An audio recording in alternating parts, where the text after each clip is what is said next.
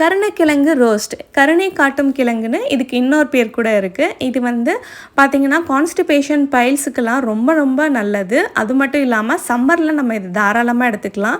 இது வந்து நல்லா குளிர்ச்சி கூட. இந்த காய் வந்து இப்படி தான் இருக்கும். தெரியாதவங்களுக்காக நான் காமிக்கிறேன். இதை நம்ம வந்து ஸ்லைஸ் பண்ணிக்கலாம். ஸ்லைஸ் பண்ணிவிட்டு தண்ணியில் போட்டு நல்லா அலசிட்டு ஒரு பேனில் தண்ணி ஊற்றிக்குங்க.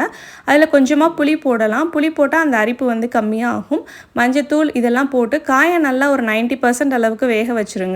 உப்பும் போட்டுக்கலாம். அதுக்கப்புறம் ஒரு பேனில் எண்ணெய், கடுகு, உளுத்தம்பருப்பு, சோம்பு இதெல்லாம் ஒரு டீஸ்பூன் போட்டுக்குங்க.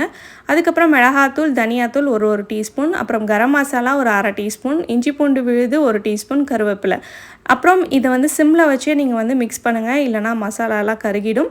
அதுக்கப்புறம் நம்ம வேக வச்சுருக்கிற கருணைக்கிழங்கையும் சேர்த்து நல்லா மிக்ஸ் பண்ணிவிட்டு உப்பெல்லாம் போட்டு மூடி போட்டு ஒரு 5லேருந்து 10 நிமிஷம் சிம்லேயே வச்சு வதக்குனிங்கன்னா நல்லா ட்ரையாக கிறிஸ்பியாக ரோஸ்ட் மாதிரி ஆகிடும். அவ்வளோதான், சூப்பரான கருணைக்கிழங்கு ரோஸ்ட் ரெடி ஆகிடுச்சு. இதை நீங்கள் வந்து ட்ரை பண்ணி பார்த்துட்டு உங்கள் ஃபீட்பேக் சொல்லுங்கள். தேங்க்யூ.